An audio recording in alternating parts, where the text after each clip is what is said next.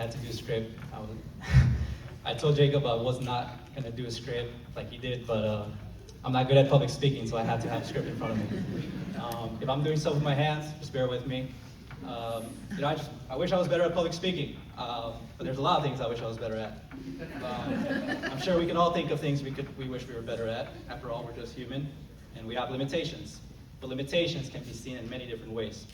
It could be sin in our life that we're struggling with. It could be things of our past that we continue to carry and just feel like a very heavy burden.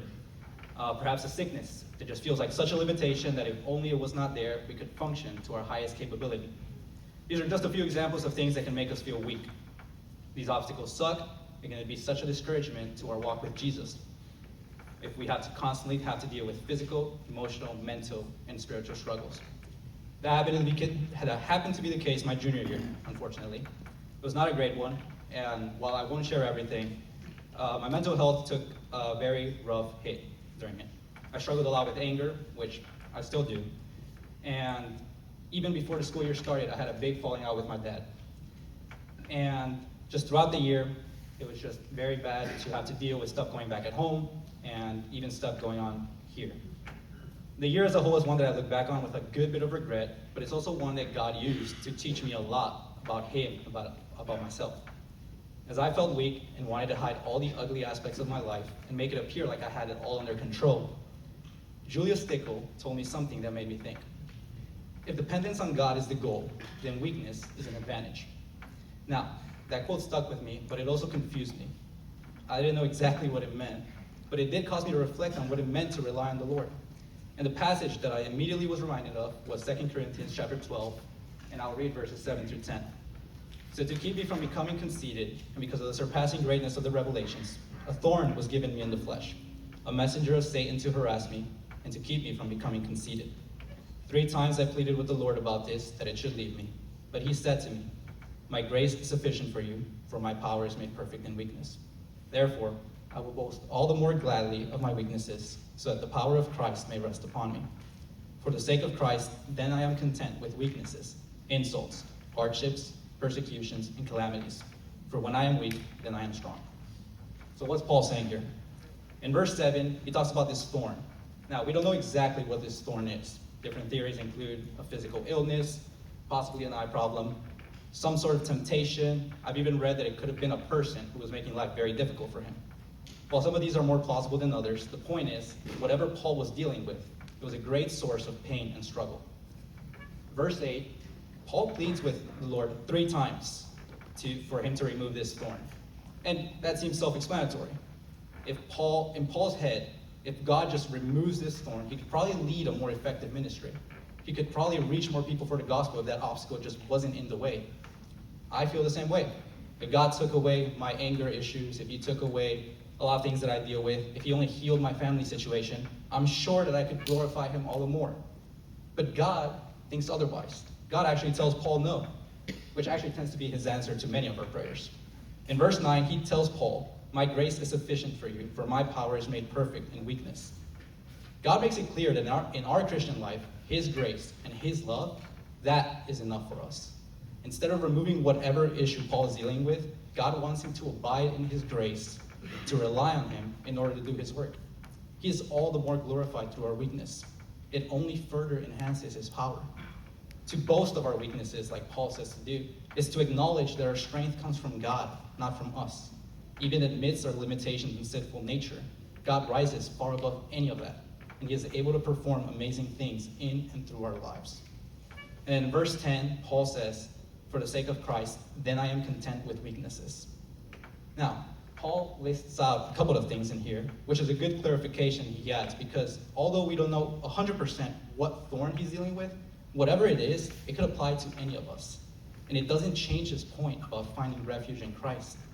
We could be dealing with hardships and calamities. We could be dealing with sickness. We could be dealing with insults and persecution. All of that. We could be dealing with sin. And all these things could lead us to believe this lie that we can't serve the Lord properly and that we're unworthy of him. And so instead, we hide these things from him. God says otherwise. Instead of hiding, God wants us to abide in him, bring those things to him, because he doesn't offer rejection. He offers forgiveness.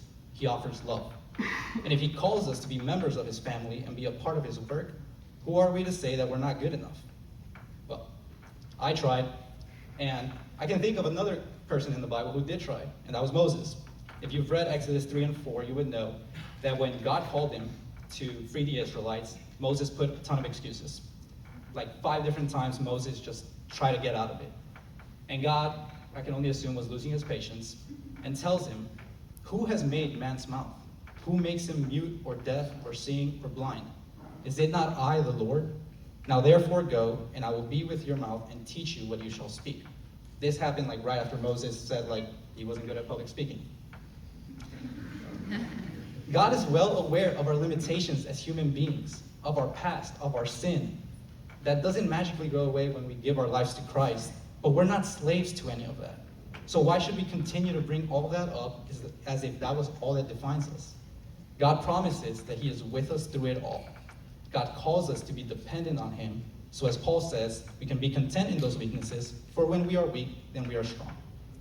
Now, to apply it to myself, there did come a point during my junior year where I hit a very low point, and with everything piling up, I began to compare myself with others, and I believed that everybody was just doing way better than I was.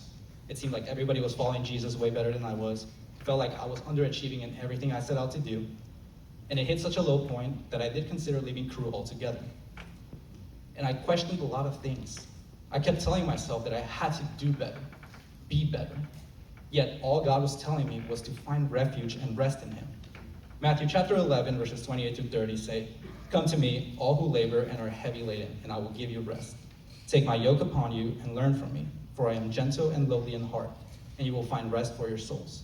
For my yoke is easy and my burden is light." Jesus is enough for all of us, but I was running around stressed out of my mind that I needed to achieve a list of things to feel satisfied about my relationship with him, when that relationship was and is already enough to be satisfied.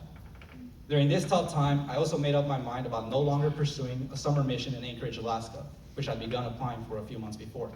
But by the grace of God, the team leader from that team texted me twice, because I left him on red the first time, and insisted that I finish the application. I did, and I went, half-heartedly. Kind of showed up and was, whatever, I'll do it. But God used that summer mission to reignite a lot in my spirit. I was humbled, but also reinvigorated. I relearned the importance of acknowledging my need for Jesus doesn't change.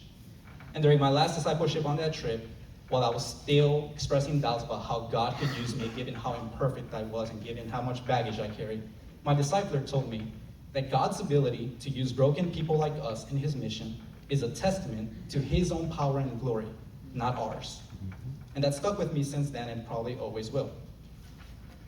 God doesn't depend on us to fulfill his mission of spreading his name to the world, but he invites us to be a part of that. And no matter our past, our mistakes, our imperfections, God is able to use us in big ways. That's a testament to how glorious and how powerful he is. God could have looked at Paul and said, "Yeah, you're right. I need you at 100%. And he could have healed him, removed that thorn, but he didn't. He told him, "My grace is sufficient for you. My power is made perfect in weakness." So many times in the past, I try to hide those weaknesses, make it seem like I had it all figured out and that I knew what I was doing. I don't. I need Jesus all the time for everything. And yet, in my pride, I sometimes wish that I would do it on my own. But at the acknowledgement of needing a Savior and that we can't do it on our own is a key aspect of the gospel. It doesn't change once we've been walking with Jesus for a while. Paul needed the power of Christ for the rest of his life to be able to carry out the work that he set out to do. Last thing, there's an article that Cru likes to use called Hearing the Music of the Gospel. There's a section in it where the author points out that when Christians are asked what their greatest need before conversion is, they all reply, Jesus, the gospel. Straightforward. But if you ask them what their greatest need after their conversion, they all begin to reply a variety of things. I wish I was better at evangelism. I wish I was more outgoing. I don't know, you fill in the blank. But the answer should be the same.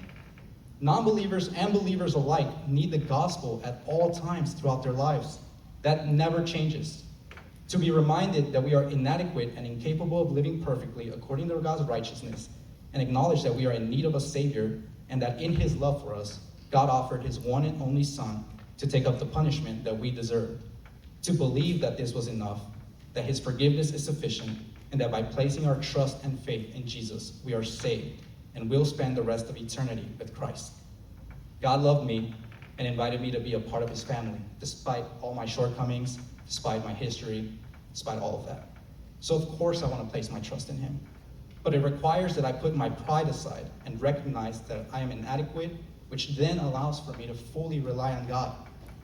And I wish that I could end that talk right there and say that I fully rely on God now after a year of lessons. But that's not entirely true. It's still a learning process, and it's still something that I am praying God helps me with. There's still a lot of things in my life that I wish could get better. I still don't see eye to eye with my dad. My family situation is still not great. I still carry a lot of anger and bitterness from past things. But the point is to acknowledge those things and give them to the Lord. Let him use us however he sees fit. It's been said many times that he doesn't call the qualified, he qualifies the called. My goal is to continue learning to depend on him day by day. And if depending on God is the objective, then weakness will continue to be an advantage. In our darkest times, that's when God wants us to abide in him all the more, not run away. I'm forever thankful that we do have an all-powerful and all-loving God who saved us and who has shown us that he can use broken people like us to do great things in his name.